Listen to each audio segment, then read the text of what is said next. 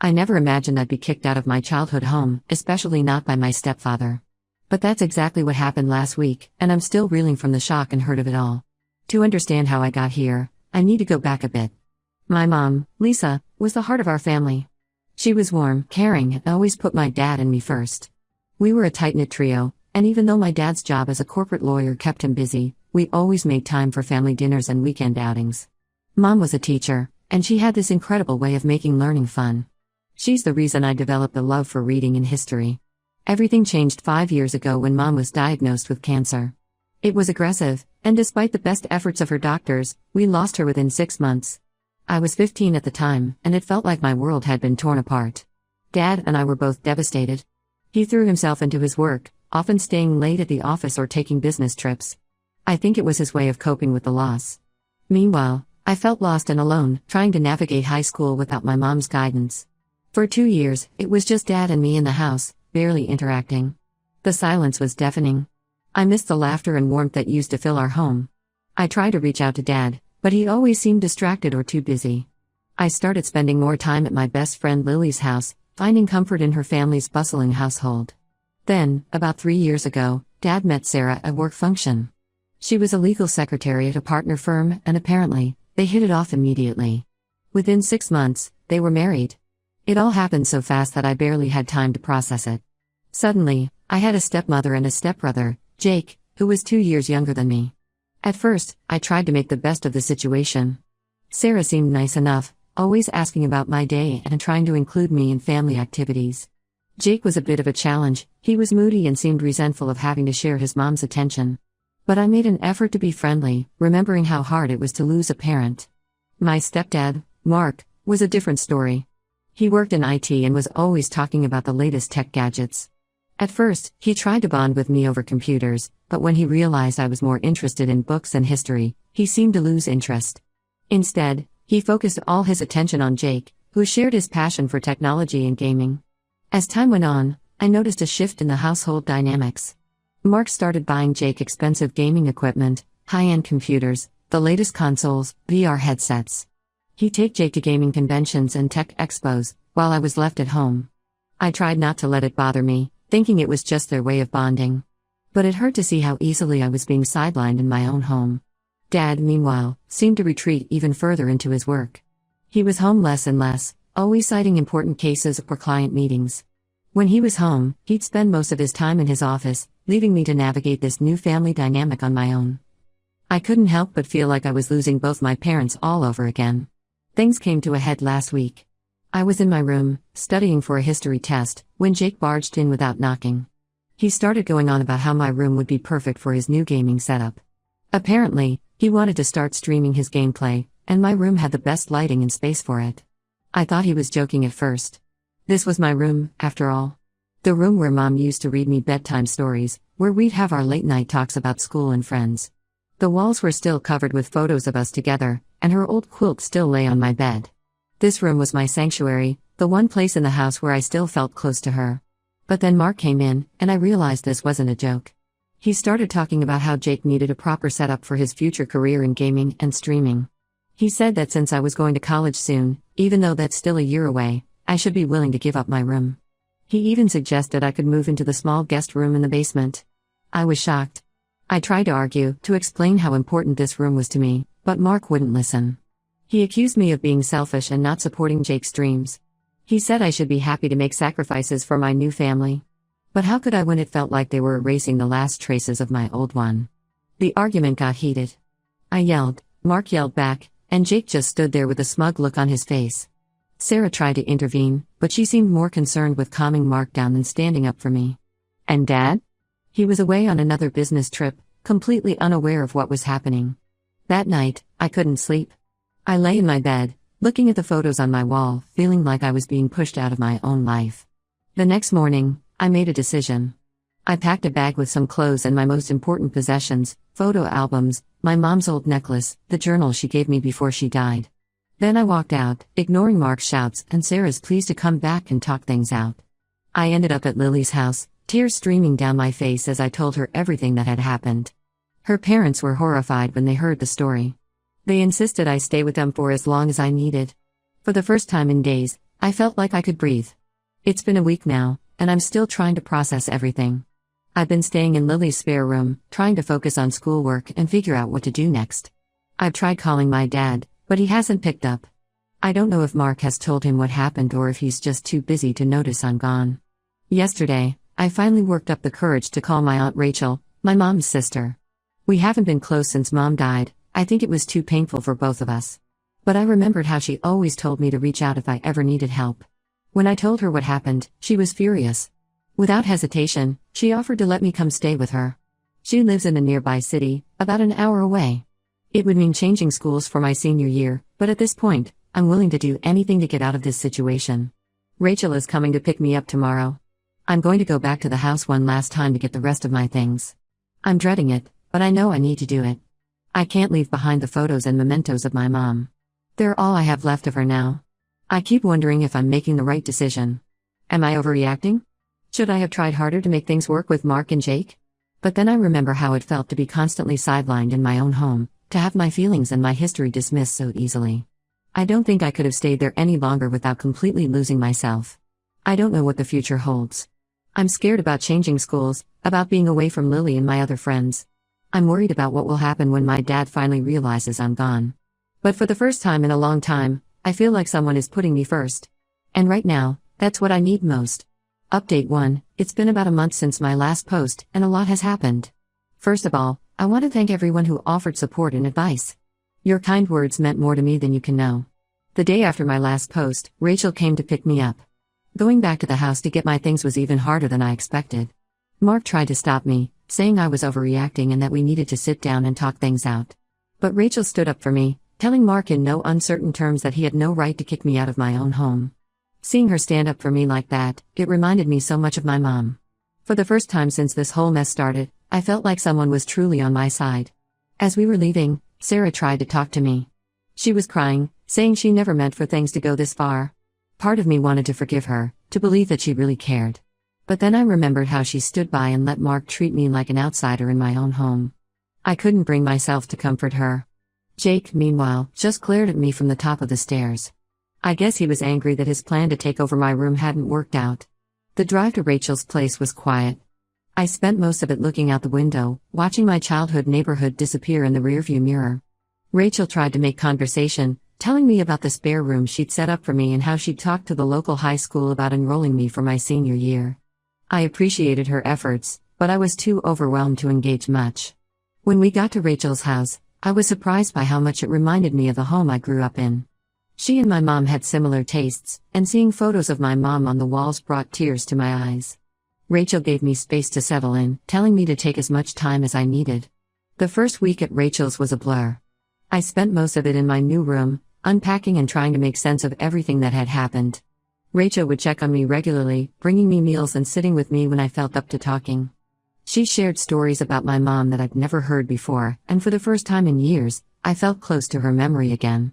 About a week after I moved in, I finally heard from my dad. It turns out Mark hadn't told him anything about what happened. When my dad couldn't reach me at home, he called Rachel, and she filled him in on the situation. To say he was furious would be an understatement. My dad immediately flew back home and confronted Mark. According to what he told me later, it was a pretty intense argument. Mark tried to justify his actions, saying that he was just trying to support Jake's future career. But my dad wasn't having any of it. He pointed out that the house and everything in it was paid for with his money, and that Mark had no right to kick me out. The confrontation ended with my dad telling Mark and Sarah to leave. He said he wouldn't support people who would mistreat his daughter. Mark and Sarah tried to argue, but my dad stood firm. He gave them a week to find a new place and move out. I have to admit, I was shocked when my dad told me all this. For years, I had felt like he didn't really care about what was going on in my life. Hearing how he stood up for me, it was like seeing a completely different side of him. He asked me to come back home, but I was hesitant. I told him I needed some time to think about it. The truth is, even though Mark and Sarah would be gone, the house still held a lot of painful memories for me. Plus, I had just started settling into my new school and was making friends. Rachel has been amazing through all of this. She suggested that I finish out the school year with her, and then decide what I want to do about college. My dad agreed that this might be the best option. He's even talking about cutting back on his work travels so he can visit more often. As for Jake, I heard through some mutual friends that he and his mom moved in with his grandmother.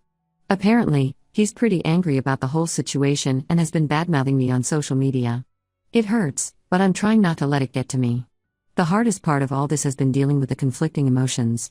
On one hand, I'm relieved that I'm out of that toxic situation and that my dad finally stood up for me. On the other hand, I feel guilty about essentially breaking up a family. I know it's not really my fault, but it's still something I struggle with. For now, I'm focusing on school and trying to heal from everything that's happened. Rachel has been encouraging me to join some clubs and activities, which has been helping take my mind off things. I've joined the school's history club, and I'm even thinking about trying out for the debate team. It's nice to be able to pursue my interests without feeling like I'm disappointing anyone. I'm also considering taking up a part-time job to save some money for college. Rachel says I don't need to, that she's happy to support me, but I think having some financial independence might be good for me. Plus, it'll give me something to focus on besides all the drama. My dad has been calling regularly, which is a big change from before. We're slowly rebuilding our relationship, and while it's not always easy, I'm grateful for the effort he's making. We've even started talking about planning a trip together next summer, just the two of us. It's something we haven't done since before Mom got sick. I'm not sure what the future holds, but for the first time in a long time, I feel hopeful. I know I have a long way to go in terms of processing everything that's happened, but I finally feel like I'm on the right path. I have people in my corner who genuinely care about me, and that makes all the difference.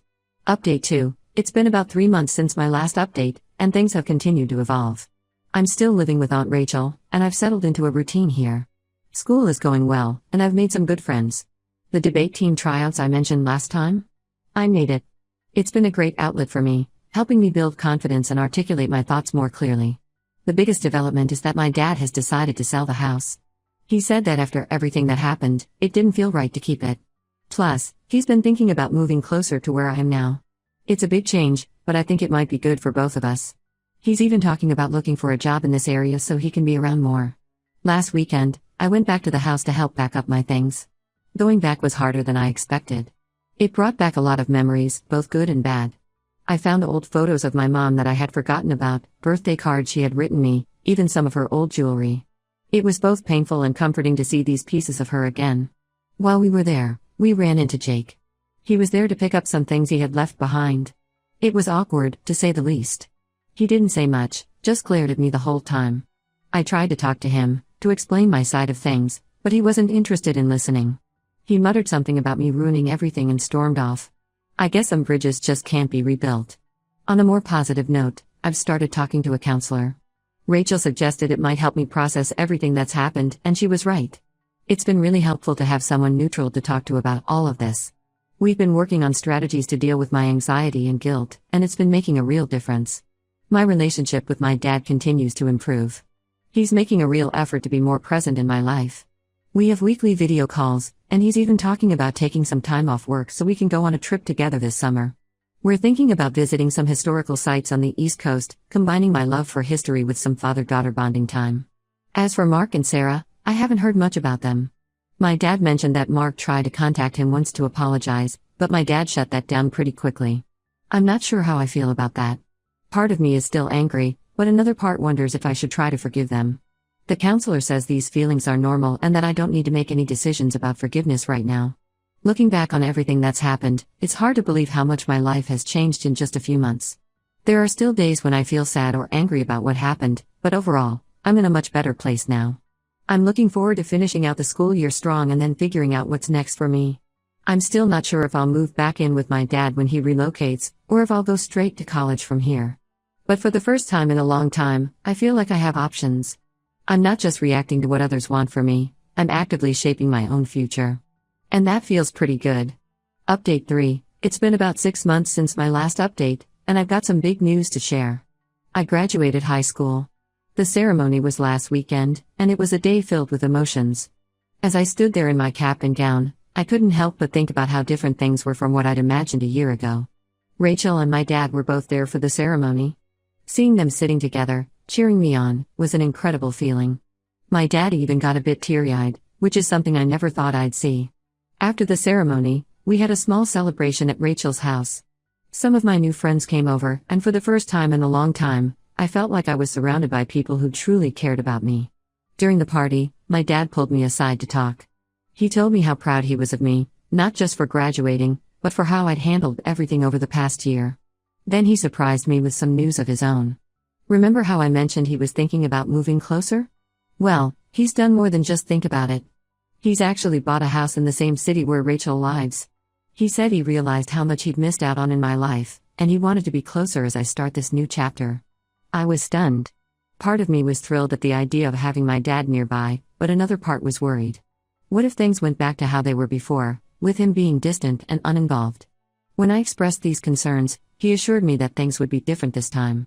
He's even talking about cutting back on his work travel to spend more time at home. As for me, I've decided to attend the local university. It's got a great program in history, which I'm planning to major in. This way, I can stay close to both Rachel and my dad. I'll be living on campus, which I think will be a good balance. I'll have my independence, but I'll also have my support system nearby if I need them. In other news, I recently ran into Sarah at a local coffee shop. It was awkward at first, but we ended up talking for a while. She apologized for everything that happened and explained that she and Mark had separated. She said the whole incident had made her realize how she'd allowed Mark to mistreat me, and she felt terrible about it. While I'm not ready to forgive and forget, it was a conversation that gave me some closure. I haven't heard anything from Mark or Jake, and honestly, I'm okay with that. The counselor has helped me realize that I don't need their approval or forgiveness to move on with my life. I'm focusing on the relationships that are positive and supportive. As I pack up my things to move into my dorm room, I can't help but reflect on how much has changed in a year. Last summer, I felt lost and alone, like I didn't belong anywhere. Now, I feel like I have a real support system and a future to look forward to. There are still challenges ahead, of course. Starting college is a big step, and I'm nervous about making new friends and keeping up with the workload. But I'm also excited about the opportunities ahead. I'm looking forward to diving deeper into historical studies, maybe even joining the university's history club or student newspaper. My relationship with Rachel has grown stronger over the past year. She's been more than just a place to stay, she's become a true mentor and friend. We've talked about her staying involved in my life even with my dad moving closer, and I'm grateful for that. She's helped me connect with my mom's memory in ways I never expected. As for my dad, we're still working on our relationship. It's not perfect, but it's better than it's been in years. We're planning to have weekly dinners once he's settled in his new place, and he's even talking about taking a history class at the local community college so we can have more to talk about. To everyone who's followed my story and offered support along the way, thank you. Your kind words and advice have meant more than you know. As I start this new chapter of my life, I feel cautiously optimistic. I know there will be challenges ahead, but I also know that I'm stronger than I was a year ago. I've learned the importance of standing up for myself and surrounding myself with people who truly care about me.